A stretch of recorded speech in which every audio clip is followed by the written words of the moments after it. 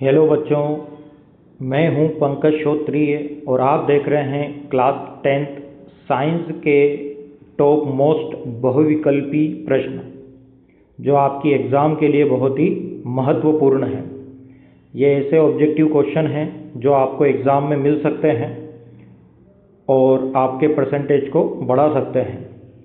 हमने आपके लिए हर एक टॉपिक से लगभग 8 से 10 प्रश्नों को निकाला है जो कई बार एग्ज़ाम में पूछे गए हैं या उसी टॉपिक से कई बार अलग अलग प्रकार के प्रश्न बनाकर आपको एग्ज़ाम में मिलते हैं।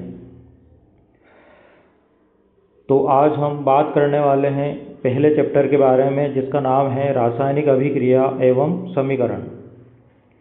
इस चैप्टर से किस प्रकार के बहुविकल्पी प्रश्न और इन्हीं प्रश्नों को आपको रिक्त स्थान या सही जोड़ी में या एक शब्द में पूछे जा सकते हैं। तो शुरू करते हैं। पहला प्रश्न, रासायनिक अभिक्रिया के दौरान कौन सा परिवर्तन नहीं होता है? तो इसका सही ऑप्शन होगा भौतिक अवस्था का परिवर्तन नहीं होता है। डी ऑप्शन इसका सही है। अगला प्रश्न है, रासायनिक समीकरण में संतुलन क्यों आवश्यक है? तो द्रव्यमान संरक्षण का नियम पालन करने हेतु, इसलिए हम अभिक्रिया को संतुलित करते हैं। एक अभिक्रिया दी गई है, हमें बताना है ये कौन सी अभिक्रिया का उदाहरण है। तो यहाँ दो अभिकारक भाग ले रहे हैं और एक उत्पाद बन रहा है, तो यह अभिक्रिया होगी संयोजन अभिक्रिया का उदाहरण।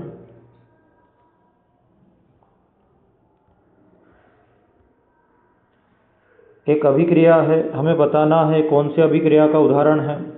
तो यहाँ पर एक अभिकारक दो अलग अलग भागों में टूट रहा है जिसे हम अपघटन अभिक्रिया कहते हैं। तो इसका सही ऑप्शन होगा बी। अगला प्रश्न है, एक समीकरण है, एक अभिक्रिया दी गई है, हमें बताना है ये कौन सी अभिक्रिया का उदाहरण है। तो यहाँ पर विस्थापन अभिक्रिया का यह उदाहरण है। यहाँ पर आयरन के द्वारा कॉपर का प्रतिस्थापन हो रहा है, तो विस्थापन अभिक्रिया का ये उदाहरण है। सी ऑप्शन इसका सही होगा। अगली अभिक्रिया है, एक अभिक्रिया है जिसमें हमें बताना है कि जिंक किसका कार्य करता है। तो जिंक यहाँ पर अपचायक का कार्य कर रहा है। अपचायक का अर्थ होता है सामने वालों को अपचयित करना और खुद का ऑक्सीकरण करना है। तो यहाँ पर जिंक का ऑक्सीकरण हो रहा है, तो सही ऑप्शन होगा बी।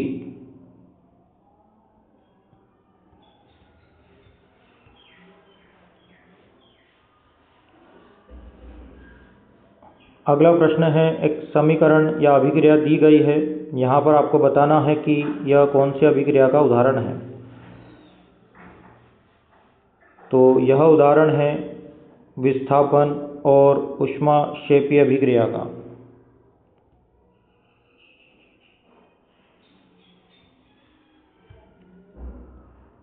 अगला है, एक अभिक्रिया है, हमें बताना है कौन सी अभिक्रिया का उदाहरण है।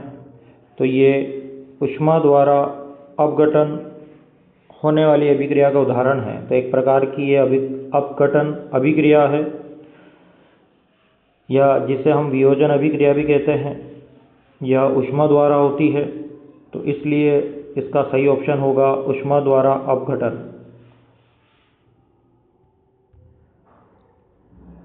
अगली अभिक्रिया है, सोडियम क्लोराइड का जलीय विलयन या जल में विद्युत अपघटन किसे उत्पन्न करता है। तो इसमें जो उत्पन्न होता है, जो इलेक्ट्रोड होते हैं एनोड और कैथोड, उस पर हाइड्रोजन गैस और क्लोरीन गैस एकत्रित होती है। तो सी ऑप्शन इसका सही होगा। अगला प्रश्न है, एक दहन अभिक्रिया है, क्योंकि इसमें मेथेन का ऑक्सीकरण भी हो रहा है और मेथेन का ऑक्सीजन की उपस्थिति में दहन भी हो रहा है, क्योंकि इसमें ऊष्मा बाहर निकल रही है। तो यह किस प्रकार की अभिक्रिया है? तो इसे हम दहन अभिक्रिया कहेंगे। अगला है लाल भूरे रंग की परत किस धातु पर बनती है? तो यह बनती है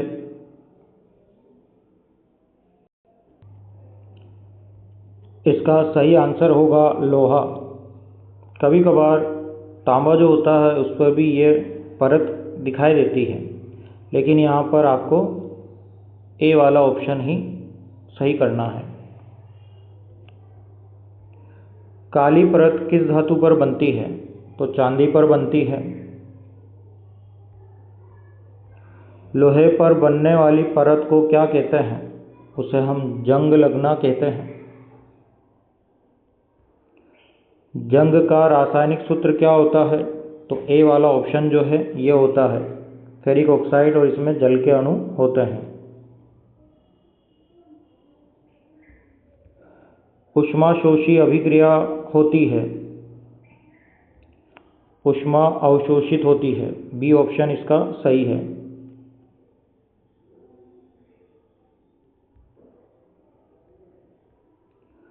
एक अभिक्रिया है, हमें बताना है किस प्रकार की अभिक्रिया है। तो यह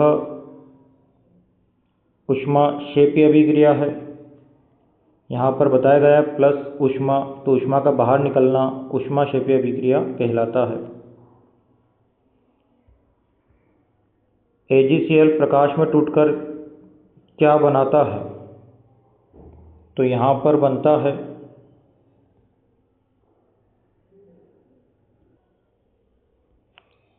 सिल्वर और क्लोरीन गैस।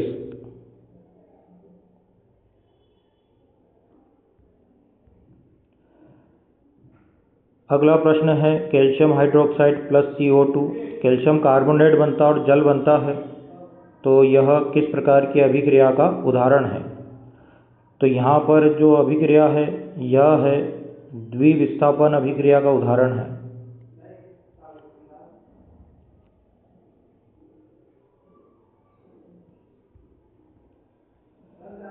एक अभिक्रिया है, हमें बताना है सोडियम का कार्य क्या है इसमें। तो यहाँ पर सोडियम अपचायक का कार्य कर रहा है, अपचायक का कार्य करता है। अपचायक का अर्थ होता है सामने वालों को अपचयित करना, और खुद का क्या करना है? ऑक्सीकरण करना। तो बी ऑप्शन इसका सही होगा। अगला प्रश्न है रासायनिक समीकरण में G का अर्थ होता है। तो G का मतलब होता है गैस। जब किसी अभिकारक में हम नीचे लिखते हैं G तो वो गैसीय अवस्था में होता है, हम S लिखते हैं तो ठोस अवस्था में, और L लिखते हैं तो द्रव अवस्था में। इसके अलावा यदि हम किसी अभिकारक के नीचे AQ लिखते हैं तो उसे कहते हैं कि जलीय विलयन में है, या इसका जलीय विलयन है। तो आज हमने कुछ इम्पोर्टेंट ऑब्जेक्टिव को देखा है। अगले वीडियो में इसी चैप्टर से हम कुछ और बहुविकल्पीय प्रश्नों को निकाल कर लाएंगे जो आपके एग्ज़ाम के लिए बहुत ही इम्पोर्टेंट होंगे। तो मिलते हैं अगले वीडियो में। आज के लिए इतना ही। वीडियो देखने के लिए बहुत बहुत धन्यवाद।